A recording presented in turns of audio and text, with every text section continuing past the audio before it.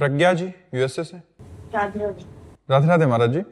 महाराज जी, मैं प्रिया लाल की हूँ और गुरुदेव भगवान आपकी और इष्ट की कृपा से इसी जन्म में मुझे भगवान की प्राप्ति होगी। क्या मुझसे निकुंज में अगर कोई ऐसी गलती हो जाए जिसके कारण नहीं, वहां गलती ही नहीं होती, गलती ही नहीं होती। वहां ऐसा जो स्वरूप मिलता है उसमें गलती के चांस नहीं होते।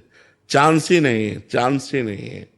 मतलब गलती के चांस पांच भौतिक शरीर में है, चिदानंद शरीर में गलती के चांस, जो मान लो सहचरी वपु है, गोपी वपु है, सखा वपु है, भगवान का जो ये दिव्य वपु है, इनमें चांस ही नहीं है, गलती का कोई चांस ही नहीं है। प्रियालाल के मन की रुचि जान नेह विधि अनुसार है। जो प्रियालाल के मन में चलता है वही सहचरी के मन में चलता है। वो मन की रुचि देख करके सेवा करती तो गलती का कोई सवाल ही नहीं होता। अंशुल जी। राधे राधे महाराज जी।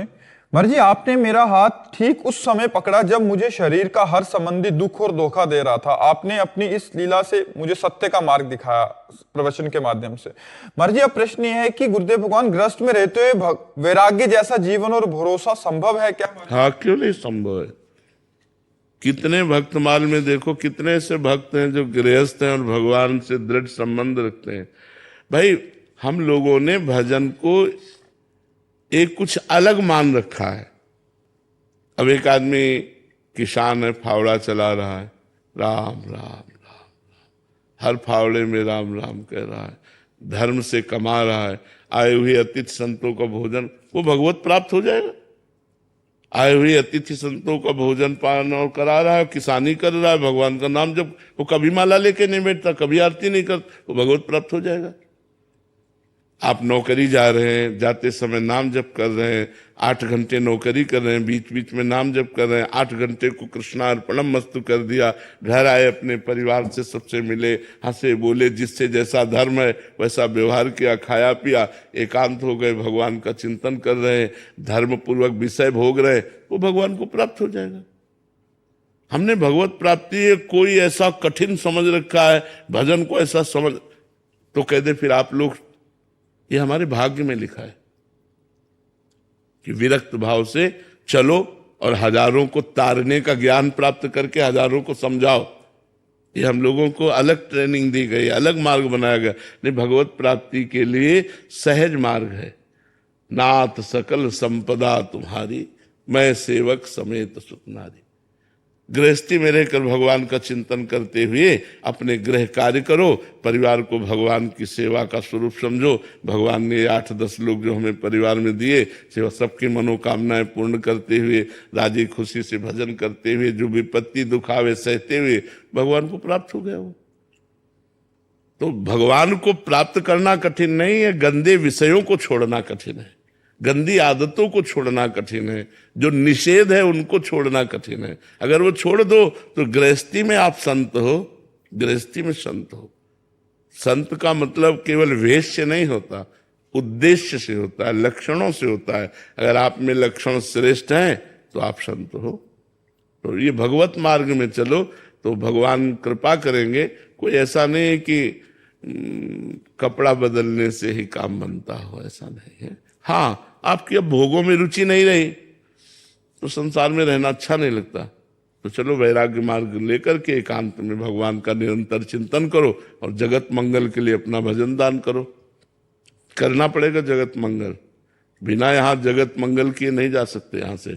अगर ऐसे गए तो सदगति नहीं होगी, क्योंकि संसार का अन्न खाया, संसार का वस्त्र पहना, संसार में पैदा हुए तो संसार का हित करो, संसार का मंगल करो, तब जाओ यहाँ से। ऐसे थोड़ी सबकी ड्यूटी है, तुम अपने हिसाब से हित करो, हम अपने हिसाब से हित करते।